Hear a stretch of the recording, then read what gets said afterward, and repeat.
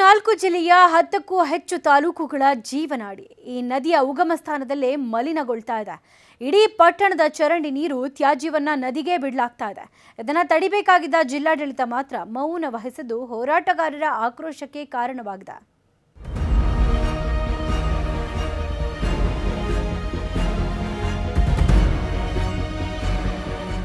ನದಿಗೆ ಸೇರುತ್ತಿರೋ ಚರಂಡಿ ನೀರು, ಮತ್ತೊಂದು ಕಡೆ ಅರ್ಧಕ್ಕೆ ನಿಂತಿರೋ ಕಾಮಗಾರಿ.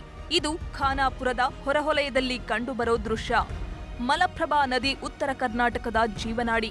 ಈ ನದಿ ನೀರನ್ನ ಹುಬ್ಬಳ್ಳಿ, ಧಾರವಾಡ ಸೇರಿದಂತೆ ಹಲವು ನಗರಗಳ ಜನ ಕುಡಿಯಲು ಬಳಸುತ್ತಾರೆ. ಆದರೆ ಈ ನದಿಗೆ ಖಾನಾಪುರದ ಚರಂಡಿ ನೀರು ಸೇರುತ್ತಿದೆ. ಈ ಬಗ್ಗೆ ಎಚ್ಚರ ವಹಿಸಬೇಕಿದ್ದಂತಹ ಅಧಿಕಾರಿಗಳು ಮಾತ್ರ ಮೌನ ವಹಿಸಿದ್ದಾರೆ. ಒಂದು ಚರಂಡಿಯಿಂದ ಬಂದಂಥ ಕೊಳಚೆ ನೀರು ಮತ್ತು ಎಲ್ಲ ಅಲ್ಲಿ ಗಟಾರಿ ನೀರು ಇರ್ಬೋದು, ಅಲ್ಲಿ ಪ್ಲಾಸ್ಟಿಕ್ಗಳಿರ್ಬೋದು, ಇದೆಲ್ಲ ಕೂಡಿ ಮಲಪ್ರಭಾ ನದಿಗೆ ಪೂರ್ಣವಾಗಿ ಸೇರ್ತಾ ಇದೆ.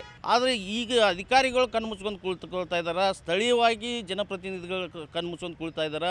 ಮತ್ತು ಇಂಥ ಶುದ್ಧ ಕುಡಿಯುವ ನೀರನ್ನು ಜನರಿಗೆ ಇಂಥವು ಕಲುಷಿತವಾದಂಥ ನೀರನ್ನು ತಲುಪಿಸಿದರೆ ಆರೋಗ್ಯ ಸ್ಥಿತಿ ಎಲ್ಲಿಗೆ ಬಂದು ಮುಟ್ಟುತ್ತೆ ಅನ್ನೋದು ಸರ್ಕಾರ ಕಣ್ಣು ತೆರೆದು ನೋಡಬೇಕು. ಪರಿಹಾರ ಅಂತೇಳಿ ಮಾಡ್ತೀನಿ ಅಂತ ಹೇಳ್ತಾರೆ ರೀ, ಪ್ರತಿ ವರ್ಷ ಹೇಳ್ತಾರೆ. ಆದರೆ ಅದು ಮುಂದಿನ ಕ್ರಮನೇ ಮಾಡೋದಿಲ್ಲ. ಅಲ್ಲಿ ಪಟ್ಟಣ ಪಂಚಾಯಿತಿಯಲ್ಲಿ ಚುನಾಯಿತರಾದವರು ಇದ್ರ ಬಗ್ಗೆ ಹೆಚ್ಚು ಗಮನ ಕೊಟ್ಟಿಲ್ಲ. ಅವ್ರದ್ದು ಈಗ ಇದು ಮುಗಿದು ಹೋಯ್ತು, ಈಗ ಪಿರಿಯಡನ್ನು ಮುಗೀತು. ಈಗ ಮುಖ್ಯಾಧಿಕಾರಿಗಳು ಹೇಳ್ತಾರೆ ಮಾಡ್ತೀವಿ, ಮಾಡಿಕೊಡ್ತೀವಿ, ಒಳ್ಳೆಯದು, ಒಂದು ಜನರಿಗೆ ಆರೋಗ್ಯಕ್ಕೆ ತೊಂದರೆ ಆಗಬಾರ್ದಂಥದ್ದು ನಾವು ಅನುಕೂಲ ಮಾಡಿಕೊಡ್ತೀವಿ ಅಂತ ಹೇಳ್ತಾರೆ. ಆದರೂ ಮಾಡಲಿಲ್ಲ. ಖಾನಾಪುರ ಪಟ್ಟಣದಲ್ಲಿ ನದಿಗೆ ತ್ಯಾಜ್ಯ ಚರಂಡಿ ನೀರು ಸೇರುತ್ತಿದೆ.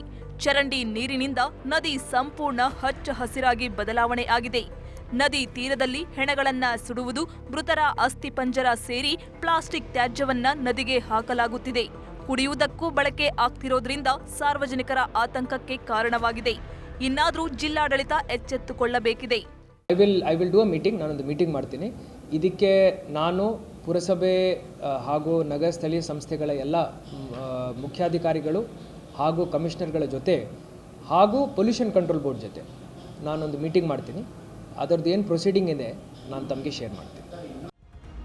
ಖಾನಾಪುರ ಪಟ್ಟಣ ಪಂಚಾಯಿತಿಯಿಂದ ನದಿ ಪಕ್ಕದಲ್ಲಿಯೇ ಅರ್ಧ ಕಾಮಗಾರಿ ಮಾಡಲಾಗಿದೆ. ಇದನ್ನು ಪೂರ್ಣಗೊಳಿಸಿ ಚರಂಡಿ ನೀರು ನದಿಗೆ ಸೇರುವುದನ್ನ ತಡೆಹಿಡಿಯಬೇಕಿದೆ. ಇಲ್ಲವಾದರೆ ಮುಂದೆ ದೊಡ್ಡ ಅನಾಹುತಕ್ಕೆ ಕಾರಣವಾಗಲಿದೆ. ಚಂದ್ರಕಾಂತ ಸುಗಂಧಿ, ನ್ಯೂಸ್ 18 ಬೆಳಗಾವಿ.